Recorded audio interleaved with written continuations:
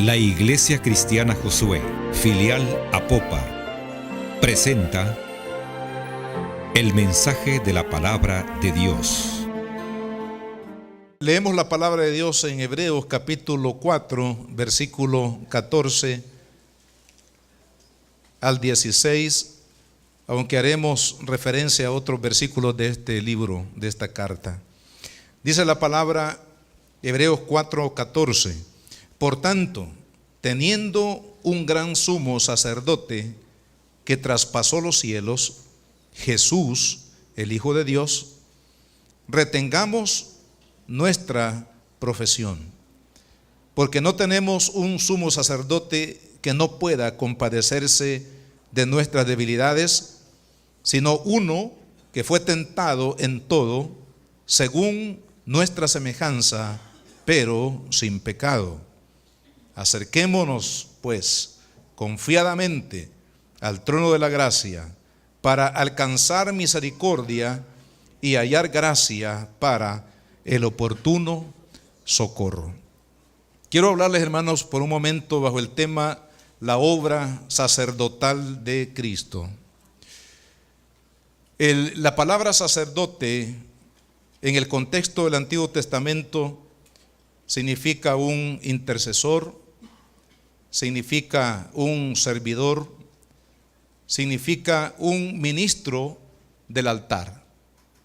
Y obviamente la figura, hermanos, del sacerdote en el Antiguo Testamento venía anunciándonos, por decirlo de esta manera, anticipadamente acerca de la obra de Cristo. Porque realmente todo lo que dice la Biblia en esta misma carta, dice que todo lo que sucedió, todas las figuras que Dios utilizó para revelarse, desde cuando le habló a Abraham y luego a Moisés y así sucesivamente en el Antiguo Testamento, eran figuras de lo que vendría. Y la figura sacerdotal en el Antiguo Testamento, hermanos, estaba prefigurando o nos estaba anunciando previamente lo que sería la obra magna de nuestro Señor Jesucristo como el servidor de Dios que dio su vida por usted y por mí, como el ministro del altar que dio su vida por usted y por mí, y como el gran intercesor de nuestra alma ante la presencia de nuestro Dios. Así que la figura, hermano, sacerdotal en el Antiguo Testamento era sumamente importante. Ahora, en nuestro tiempo, ¿verdad? Jesús, cuando Él murió en la cruz del Calvario, se convirtió en nuestro gran sumo sacerdote. Y es por eso que el escritor de esta carta lo presenta de esa manera. Y dice, teniendo un gran sumo sacerdote que traspasó los cielos, y declara de manera específica a quién se refiere. Dice, a Jesús, el Hijo de Dios. Es por eso que el Señor en uno de sus mensajes, Él declaró ante una pregunta de uno de los discípulos, hablando de Tomás: Señor, ¿cómo vamos a ir al cielo si no conocemos el camino? ¿Verdad? Estamos hablando ahí de Juan 14. Entonces Jesús le dice: yo soy el camino y la verdad y la vida. Entonces ahí Cristo, hermanos, viene a ser realmente el sacerdote por excelencia delante de Dios como el Hijo de Dios mismo. Entonces quiero que veamos, hermanos, a la luz de este tema, la obra sacerdotal de Cristo. Básicamente vamos a hablar de dos cosas. La primera es una pregunta: ¿qué significado tiene para nosotros el sumo sacerdote? Tenemos que ir al libro de Levítico. Quiero que vaya conmigo al libro de Levítico en el capítulo número 8. Aquí en este capítulo, hermanos, por primera vez, fíjese qué interesante, por primera vez se establece el ministerio del sumo sacerdote. Antes de esta ceremonia de consagración, de dedicación del primer hombre que fue el sumo sacerdote, en este caso Aarón, hermano, antes no existió esa figura. Esa figura del sumo sacerdote arranca precisamente con este acto de consagración que Moisés, que fue el líder que había sacado a la nación de Israel de Egipto, estableció por mandato del Señor. Y vamos a leer algunos versículos porque no podemos leer todo el capítulo. Solo esto nos llevaría mucho tiempo, pero dice el versículo 1: habló Jehová a Moisés diciendo: toma a Aarón y a sus hijos con él, y las vestiduras, el aceite de la unción, el becerro de la expiación, los 2 carneros y el canastillo de los panes sin levadura, y reúne toda la congregación a la puerta del tabernáculo de reunión. Así que Moisés tomó a Aarón y a sus hijos, exactamente como Dios le dijo, los trajo a la puerta del tabernáculo, que era el lugar donde Dios se manifestaba a Israel en el Antiguo Testamento, sobre todo en la peregrinación de Israel en el desierto. Y ahí desarrolló, hermanos, toda una ceremonia de dedicación, la cual Dios les había prescrito de manera precisa a Moisés para que la hiciera. De tal manera que en el versículo 12 dice: derramó el aceite de la unción sobre la cabeza de Aarón y lo ungió para santificarlo. O sea, el derramamiento de la unción del Espíritu, es decir, representando la unción del Espíritu por el aceite, dice, fue para santificarlo. La palabra santidad o santificar tiene la idea de ser dedicado, ¿verdad? Cuando la Biblia dice que usted y yo somos santos, significa que hemos sido apartados para Dios y dedicarnos dedicarnos para Dios, ¿verdad? Somos apartados por Dios y somos dedicados para Dios, para el servicio de Dios, para la obra de Dios. En el caso, hermanos, de Aarón, según este versículo, la unción lo dedicó, o sea, lo consagró para un oficio especial que Dios tenía para él. De la misma manera, ya en la figura, cuando Cristo viene, hermanos, a este mundo, definitivamente viene porque Dios lo consagró. Y vean qué lindo cómo se cumple la figura del Antiguo Testamento en Cristo, porque cuando Jesús fue bautizado en agua, cuando él salía del agua, dice que el Espíritu Santo vino sobre él como en forma de paloma y reposó sobre él. Ahí vemos la unción de Dios, hermanos, sobre la persona de Cristo, consagrándola precisamente para el servicio del Señor. De ahí que después del bautismo el Señor comenzó a ministrar, comenzó a predicar el evangelio, comenzó a sanar a los enfermos, comenzó a liberar a los que estaban cautivos por los demonios, comenzó a hacer la obra de Dios precisamente porque había sido consagrado por Dios para una misión, hermanos, divina. Y lo vemos aquí en la figura del sumo sacerdote. En el versículo 24 dice que hizo acercar luego a los hijos de Aarón y los puso Moisés de la sangre sobre el lóbulo de la oreja derecha, sobre los pulgares de las manos derechas y sobre los pulgares de los pies derechos. Y roció Moisés la sangre sobre el altar alrededor. Dentro de la consagración del sumo sacerdote estaba la aplicación, hermanos, de la sangre en ciertos lugares específicos. En la oreja derecha, en el pulgar derecho de la mano y en el pulgar del pie. Esto significa que el ministerio, hermanos, del sumo sacerdote estaba oficializado por medio de un sacrificio. En este caso, el sacrificio del becerro de la expiación, de donde era tomada la sangre y aplicada al sumo sacerdote. Eso estaba también prefijando en el acto de Cristo, en la obra de Cristo, que su obra en la cruz, hermanos, iba a certificar y a oficializar la labor magna de Dios, que es la salvación del hombre por medio de la sangre del Cordero. En este caso, por la sangre del Señor Jesucristo.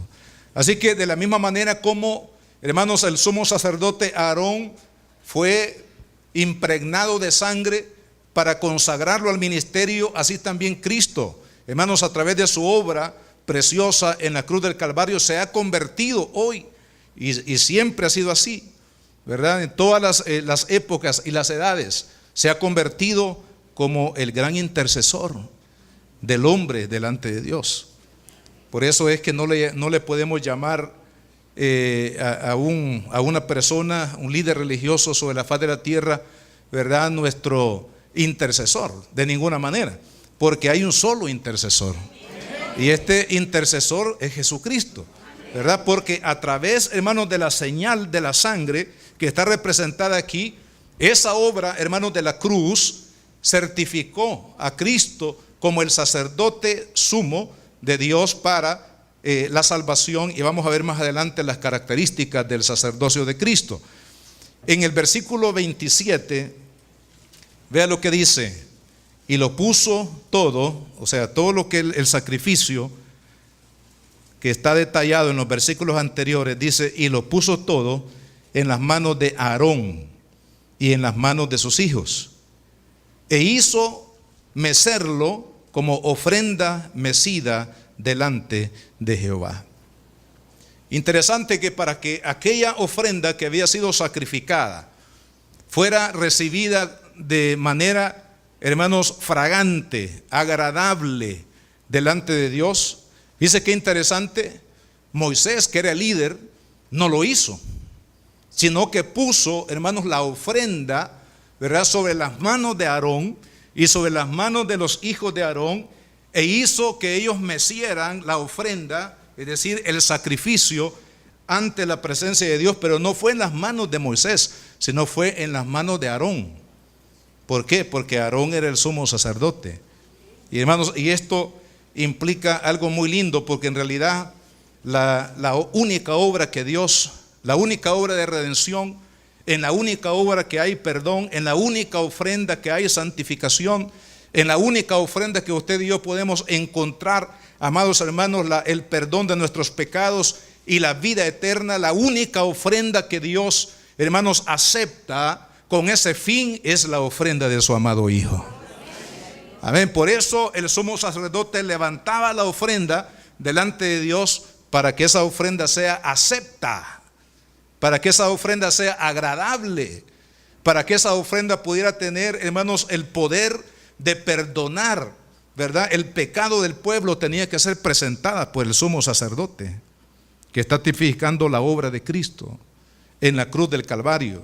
Por eso en el libro de los Hechos de los Apóstoles, el apóstol Pedro declara, fíjese, estas palabras que son sumamente importantes. Busquemos ahí el libro de los Hechos en el capítulo 4, versículo 12, dice: y en ningún otro hay salvación, porque no hay otro nombre bajo el cielo dado a los hombres en que podamos ser salvos. ¿Por qué razón? Porque Cristo, hermanos, es la ofrenda acepta delante de Dios. Y Él con su propia vida, hermanos, hizo remisión del pecado de la humanidad, porque Dios lo había establecido de esa manera en su santa palabra. Veamos otro aspecto importante, hermanos, de el sumo sacerdote en el versículo 31, volviendo aquí a Levítico 8, versículo 31 dice: y dijo Moisés a Aarón y a sus hijos: hervid la carne a la puerta del tabernáculo de reunión, y comed allí con el pan que está en el canastillo de la consagración, según yo he mandado, diciendo: a Aarón y sus hijos la comerán.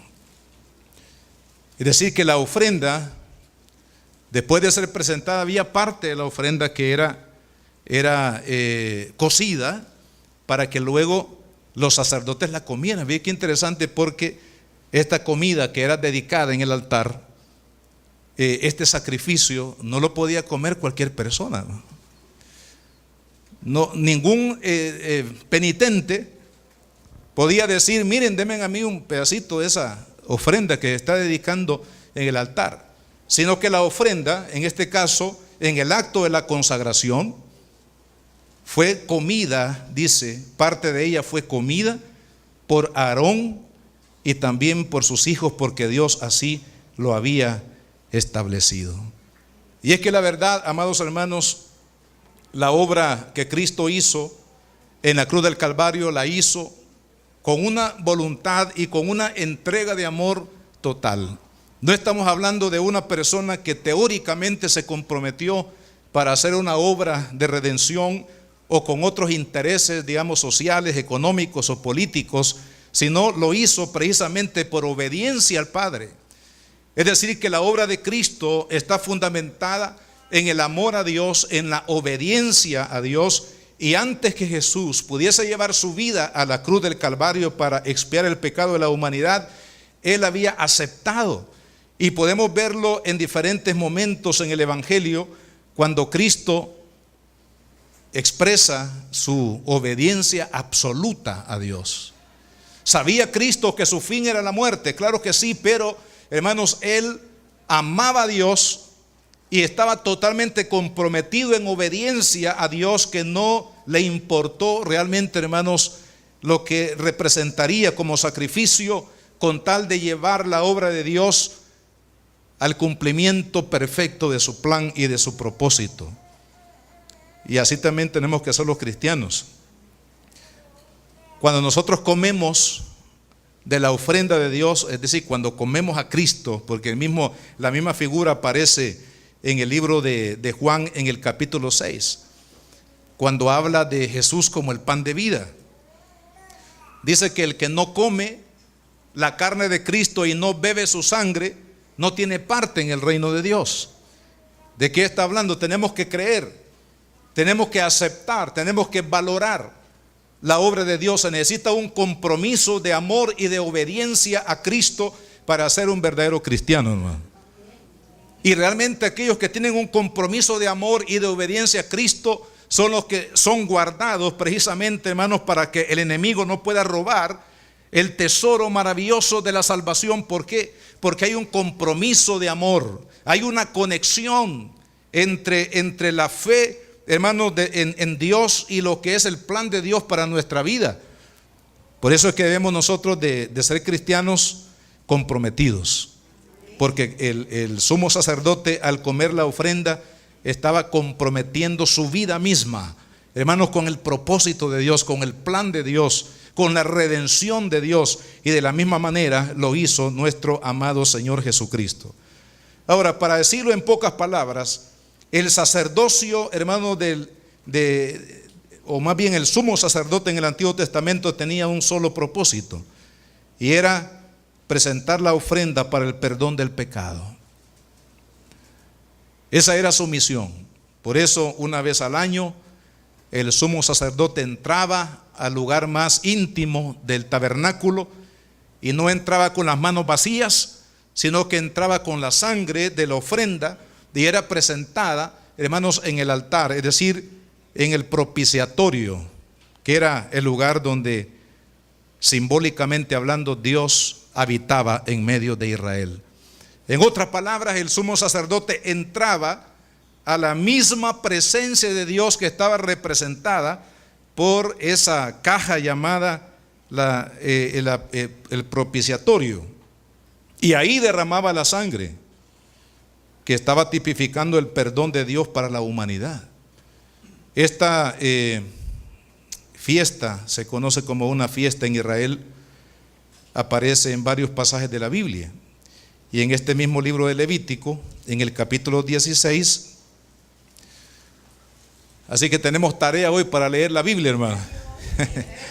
Para leer el capítulo 16 del libro de Levítico, para entender todos los detalles de lo que era el día de la expiación.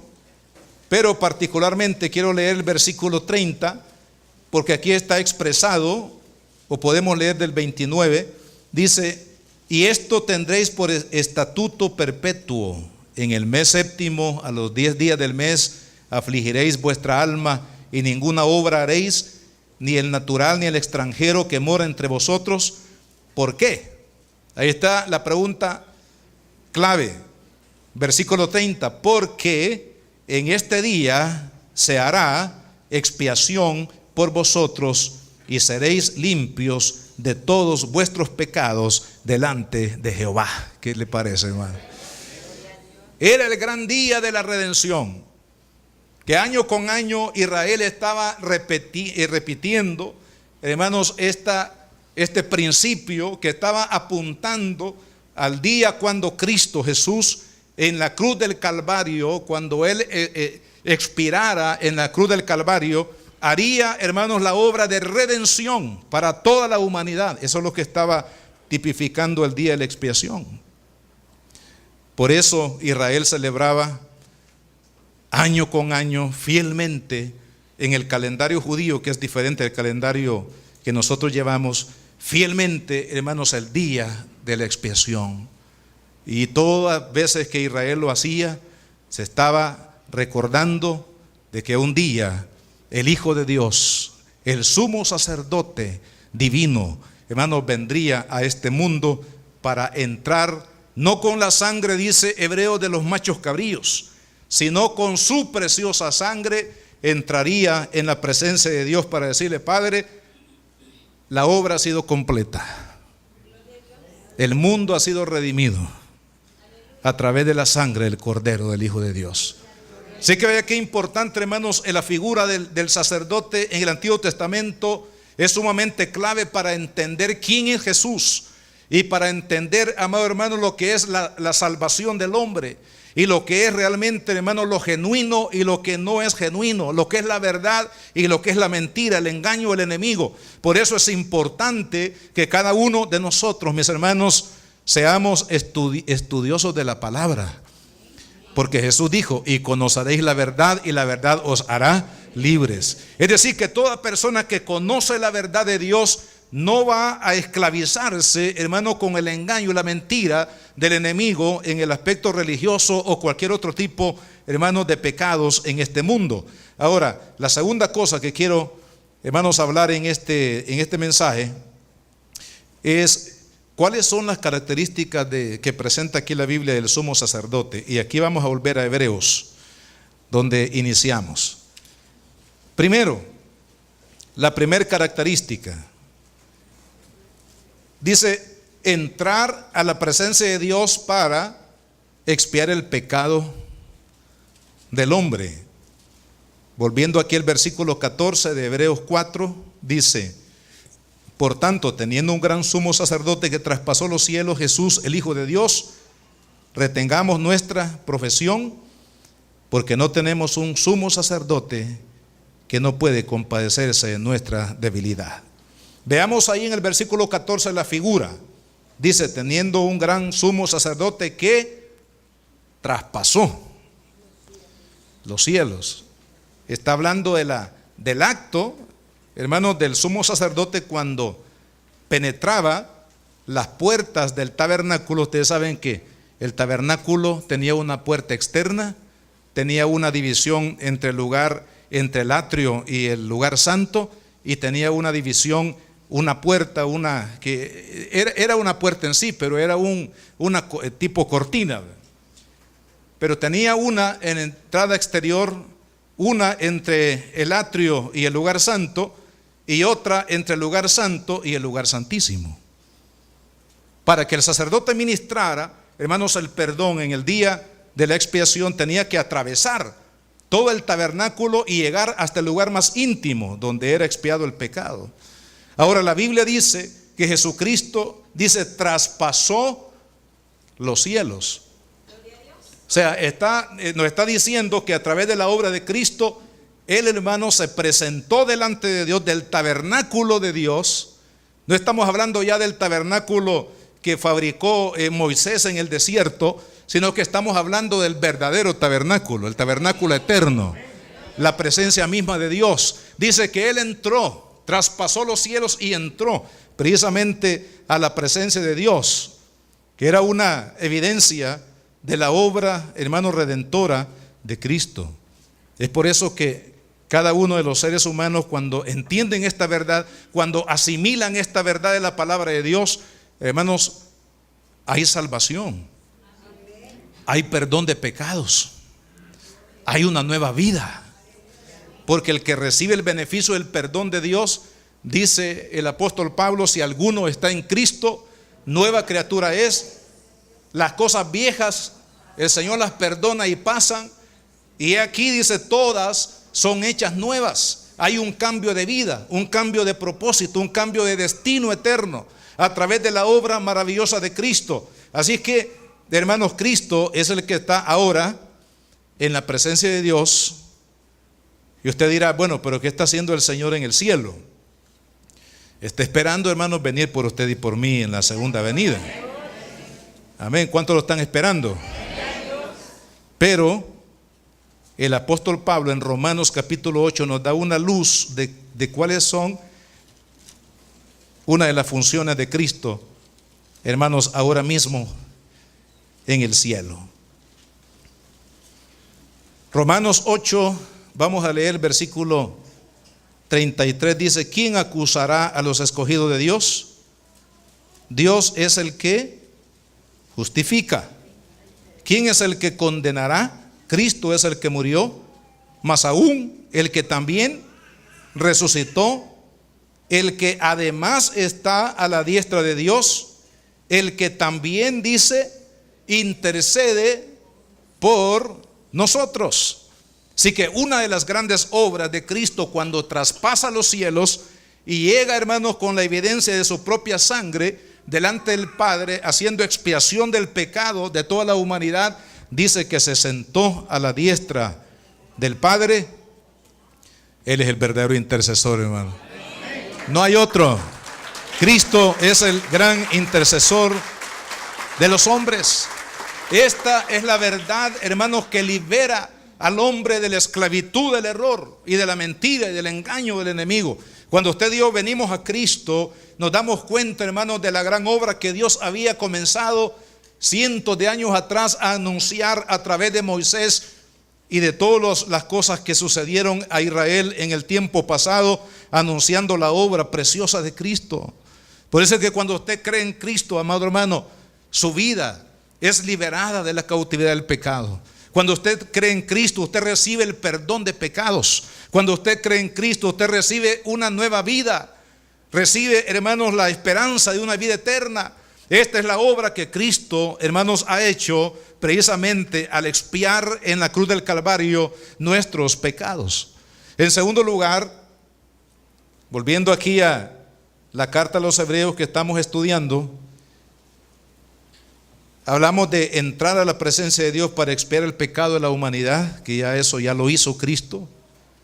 Nadie más tiene que hacerlo, solo Él lo puede hacer y ya lo hizo. Segundo, hermanos, comprender la necesidad del pecador. El sacerdote fue, hermanos, en el Antiguo Testamento, una de las características era entender la necesidad del pecador, la debilidad del hombre, su necesidad del amor de Dios, del perdón de Dios, de la gracia de Dios.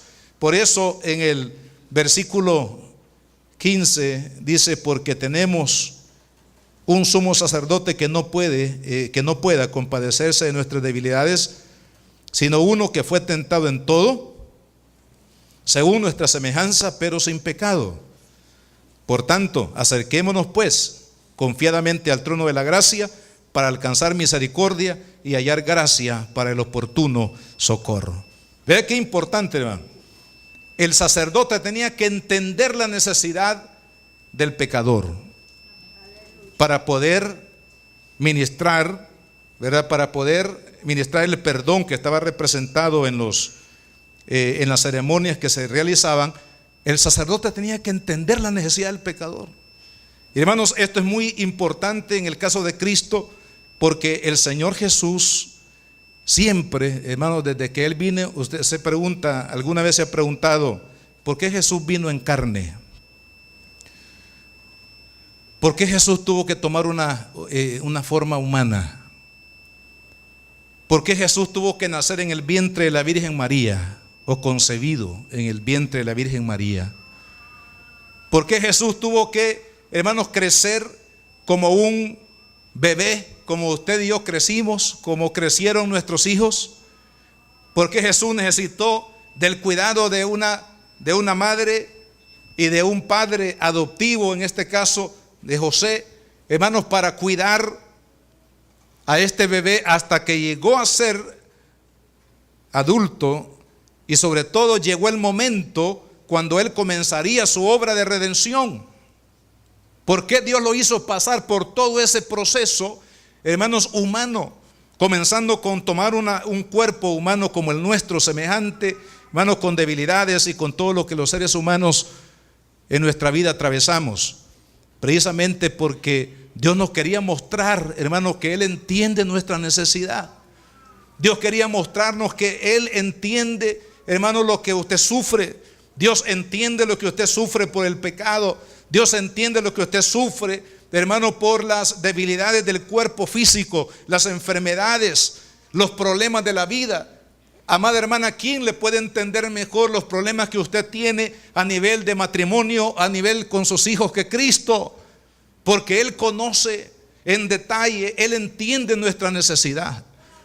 Y por eso, no solamente el Señor se humanizó, sino también cuando usted lee el Evangelio, ve a Jesús que está allá en la casa digamos, en una casa, hablemos de la casa de Pedro, sanando a la suegra de Pedro de una fiebre. Por eso es que usted ve a Cristo allá a la orilla del mar, hermanos, llamando a los pescadores y predicando el Evangelio. Usted lo ve allá en el desierto, en una montaña, predicando la palabra de Dios. Usted lo ve ahí en la casa de luto, donde está una familia que ha perdido un ser amado y necesita ser consolado en su necesidad. Ahí está Cristo. Ahí está el Señor metido entre la multitud, metido en el corazón de cada persona. ¿Por qué? Porque Él, hermanos, entiende la necesidad del pecador. Si el sacerdote no era capaz de entender la necesidad, hermanos, del pecador o de las personas, no podía ejercer realmente su ministerio. Y es por eso que dice que Él puede compadecerse de nosotros, porque Él fue tentado, es decir, sufrió las debilidades que el ser humano sufre, con la gran diferencia, eso sí, dice que no cometió ningún pecado, sino que se mantuvo en integridad delante de Dios, porque era uno de los requisitos para llegar a ser el Cordero de Dios que quitaría el pecado del mundo. Tenía que mantenerse sin pecado. Pero eso no significa, hermanos, que Él no conocía la necesidad de las personas. Es por eso aquí el llamado, mire, el llamado que Cristo nos hace. Si usted llega a entender esta verdad, que Dios entiende, conoce perfectamente y mejor que usted incluso su necesidad, su problema, su crisis, su dolor, su angustia, lo que usted no puede resolver, la manera como usted no puede realmente superar una necesidad que ahora mismo tiene, pero usted sabe por el Espíritu Santo, hermanos, que Dios sí lo entiende, que Cristo sí es capaz de entender su necesidad. Entonces el llamado de Cristo acá dice: acerquémonos pues. ¿Acerquémonos a quién, hermano? No a una religión, no a un templo, aunque los templos ayudan, ¿verdad? Como lo estamos haciendo hoy aquí para meditar en la verdad. Pero no nos está llamando el Señor a un templo, no nos está llamando a un sistema religioso, no nos está llamando a una institución religiosa, sino que la palabra dice: acerquémonos pues confiadamente al trono de la gracia. El trono de la gracia, hermanos, implica la presencia de Dios. Dios es amor y es misericordia. Y cuando usted y yo nos acercamos a Dios, sabiendo que Él es amor y misericordia, ¿qué vamos a encontrar? Dice: hallaremos el oportuno socorro. Hermanos, solamente de Dios podemos esperar el oportuno socorro en medio de nuestra necesidad. Solo de Dios usted puede recibir, hermanos, la plenitud de la bendición, la plenitud de la respuesta de Dios para su vida. ¿Por qué? Porque Él, hermanos, ha pagado el precio. Cristo pagó el precio. Entonces, la obra de Cristo está aquí, hermanos, tipificada en su obra misma, en esos años intensos de la vida de Cristo sobre la faz de la tierra, está tipificado entonces la obra de comprensión de la necesidad del pecador. ¿Qué es lo que la iglesia, hermanos, tenemos que hacer? Porque la iglesia es el cuerpo de Cristo, hablando en términos espirituales. La iglesia es el cuerpo de Cristo. Y lo mismo que hizo la cabeza, que es Cristo, es lo mismo que tiene que hacer el cuerpo. Amén. Porque si no, estaríamos desconectados. Usted no puede, ¿verdad? Si su cabeza, donde está el mando aquí en el cerebro, da las indicaciones del funcionamiento del cuerpo y responde a ese comando que está en el cerebro. Por ejemplo, una decisión a dónde ir. Fíjese qué fenómeno sería, hermanos, si su cerebro le dice vamos a ir a la iglesia y su cuerpo agarra para otro lado. Se va allá a pasear o no sé, a hacer otra cosa. Sería una cosa, un fenómeno. Entonces, si Cristo, hermanos, hizo su obra de perdón, de misericordia hacia los pecadores, porque esa era la obra magna de Cristo, la salvación, la redención de la humanidad, el perdón de pecados y la vida eterna era precisamente la obra magna de Cristo. Hermanos, ¿cuál es la obra magna de la iglesia? La obra magna de la iglesia es, hermanos, procurar que cada persona sobre la faz de la tierra conozcan al Hijo de Dios para salvación, para vida eterna. Ese es el mensaje de Dios. La iglesia de Cristo, hermanos, tenemos que hacer nuestra obra. La iglesia es en la misión, hablando de la misión de la iglesia, tiene que hacer la misión de Cristo. Cristo ha extendido su misión redentora a través de la iglesia. Es por eso, hermanos, que es necesario que la iglesia predique la palabra, que la iglesia lleve el mensaje a todo el mundo. Jesús mandó a la iglesia y le dijo: vayan por todo el mundo y prediquen el evangelio para que todo aquel que crea en Cristo sea salvo. Es necesario, Pablo lo dijo de esta manera en la primera carta a Timoteo, capítulo 2, dice: exhorto ante todo que se haga rogativas, oraciones, peticiones y acciones de gracias por todos los hombres, por los reyes y por todos los que están en eminencia, para que vivamos quieta y reposadamente en toda piedad y honestidad. Porque esto es bueno y agradable delante de Dios nuestro Salvador. Versículo 4, esto es lo que Dios quiere, el cual quiere que todos los hombres sean salvos y vengan al conocimiento de la verdad. ¿Cuál es la gran misión del sumo sacerdote Cristo?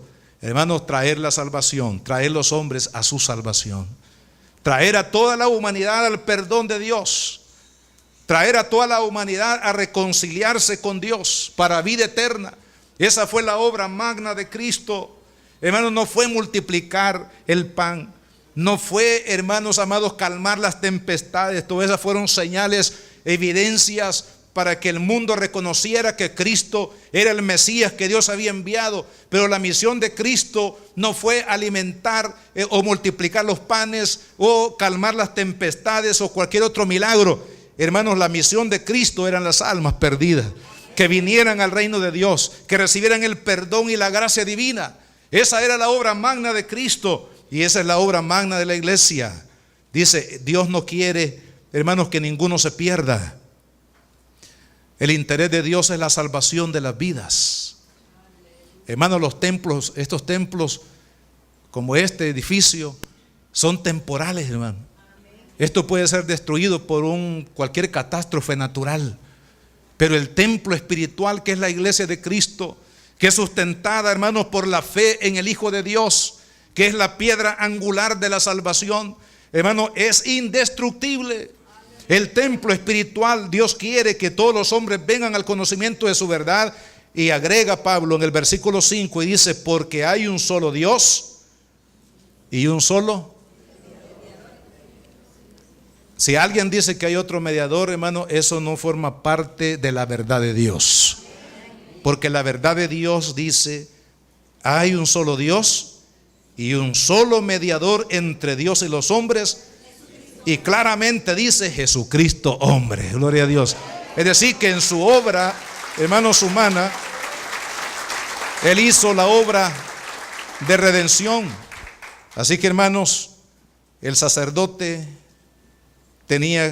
debía conocer la necesidad del pecador y llevarlo a aquel que podía suplir esa necesidad. Vea lo que dice Pablo a continuación, siempre aquí en Hebreos 5, versículo 1, dice: porque todo sumo sacerdote tomado de entre los hombres es constituido a favor de los hombres en lo que a Dios se refiere, para que presente ofrendas y sacrificios por los pecadores, para que se muestre paciente con los ignorantes y extraviados, puesto que él también está rodeado de debilidad, hablando de los sumos sacerdotes humanos, como el caso de Aarón, y por causa de ella debe de ofrecer por los pecados, tanto por sí mismo como también por el pueblo. Esto también está en esa ceremonia de consagración de Levítico que usted tiene que leer. Porque en el caso de Aarón, como él era un hombre pecador, él tenía que presentar una ofrenda para sí mismo antes de presentar una ofrenda para expiar el pecado de la humanidad. ¿Por qué? Porque era un hombre. Pero en el caso de Cristo ya no es así. ¿Por qué? Porque Cristo no es un hombre. Cristo es Dios, sin pecado, santo, puro y sin pecado. Y por tanto, hermanos, él no tiene por qué presentar una ofrenda por sí mismo, sino que él fue la ofrenda a Dios por toda la humanidad. Ahí estaba incluido usted, ahí estaba incluido yo. El Señor nos vio en la distancia y dijo: María o José o Carlos, que estarán sentados allá un día domingo de mayo de 2015, allá en la ciudad de Apopa. Ya el Señor nos había visto. Ya Él en el tiempo había visto, hermanos, su necesidad. Y es por eso que la obra de Cristo, hermanos, se hizo precisamente para el perdón, para la libertad que el hombre necesita al conocer a Cristo. Por causa de ella debe ofrecer por los pecados, por sí mismo y por el pueblo. Y nadie toma, fíjese, esto es muy importante, hermano, y nadie toma para sí esta honra. ¿Honra de qué? De ser un sacerdote de Dios,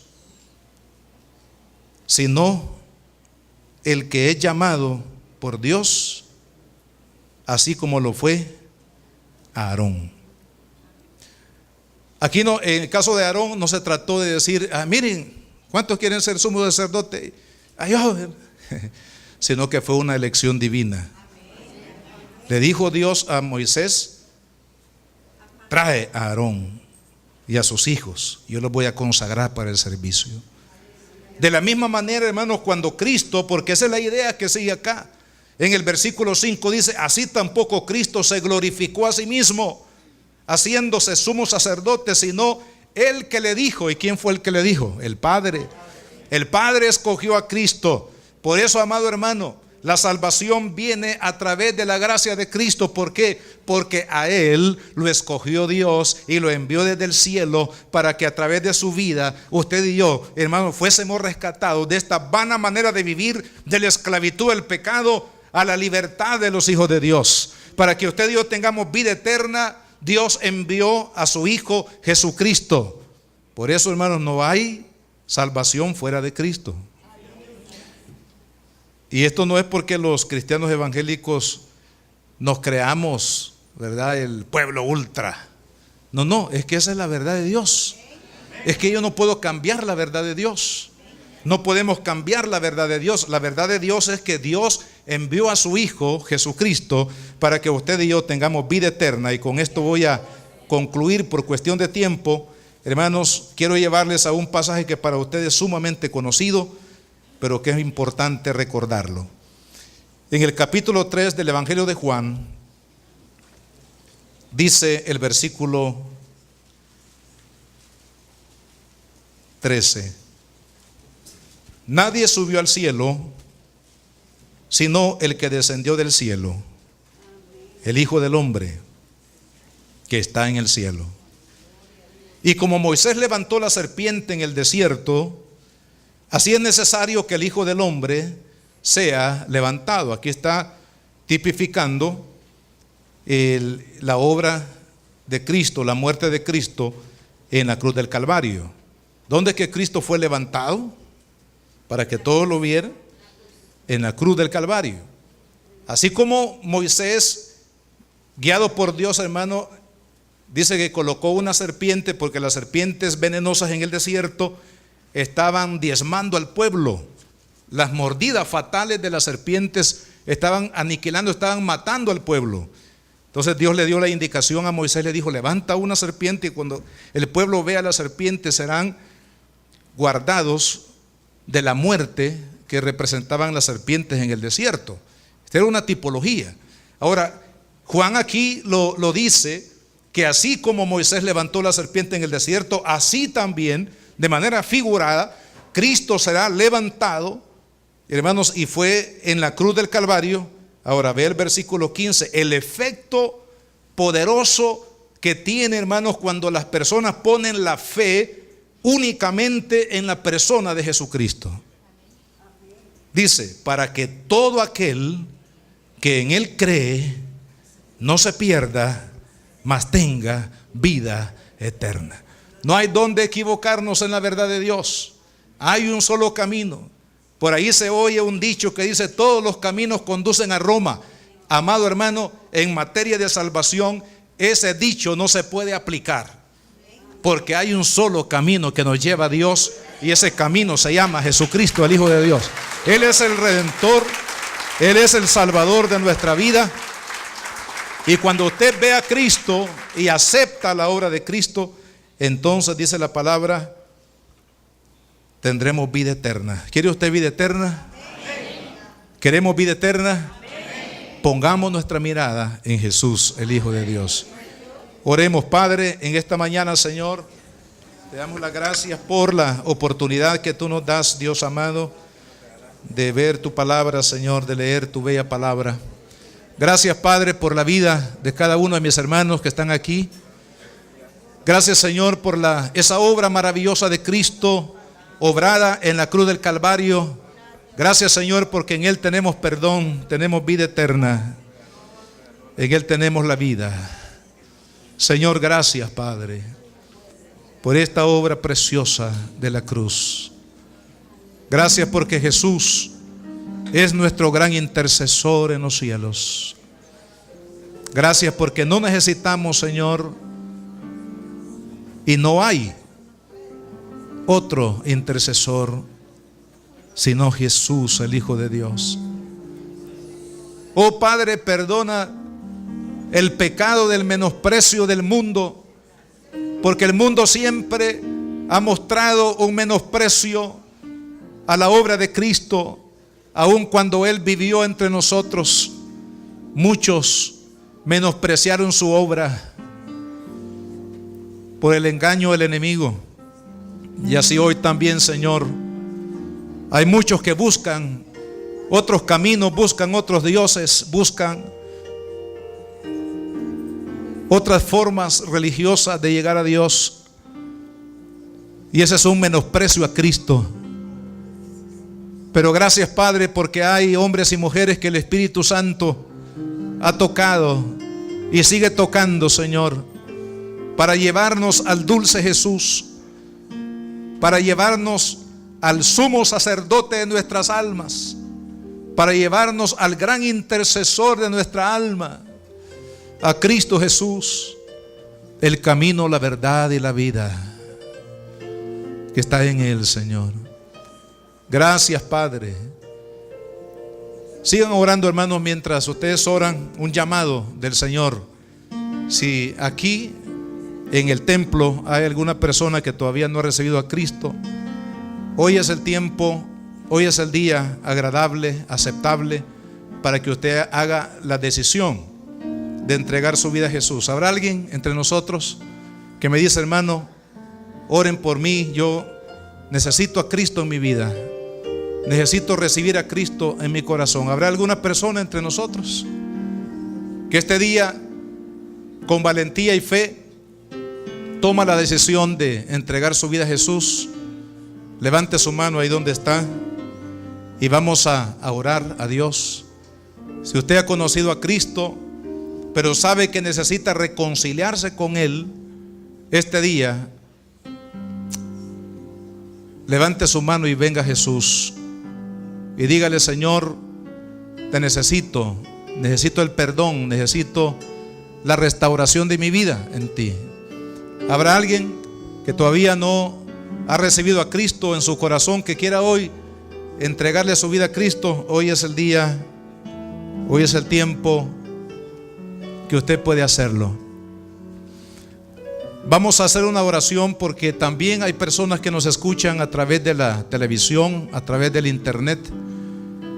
Quiero pedirles que, si usted todavía no ha recibido a Cristo, los que están allá en la distancia, al igual los que están aquí en el templo, que todavía no han recibido a Cristo como su Señor, quiero pedirle que haga esta oración conmigo ahí donde usted está. Dígale: Padre, en el nombre de Jesús, vengo delante de ti para pedirte perdón, Señor, por todos mis pecados. Reconozco que he vivido lejos de ti, reconozco que he vivido separado de ti. Señor Jesús, este día yo te recibo en mi corazón como mi único Salvador y como el Señor de mi vida. Gracias, Señor Jesús, por amarme, gracias por perdonarme, gracias por darme una vida nueva, gracias por darme la vida eterna. Tu palabra, Señor, dice que todo aquel que cree y confiesa que Jesucristo es el Señor y que Dios le levantó entre los muertos, será salvo. Y yo lo creo y yo lo recibo en mi corazón. Gracias, Padre, por esta salvación tan grande, Señor. Gracias por amarnos y por bendecirnos, en el nombre de Jesús. Póngase de pie, mis hermanos. Ahí donde usted está, dele gracias a Dios. Dígale: gracias, Jesús, porque un día tú viniste, Señor, a este mundo a entregar tu vida en la cruz del Calvario para que tengamos vida y vida eterna, Señor.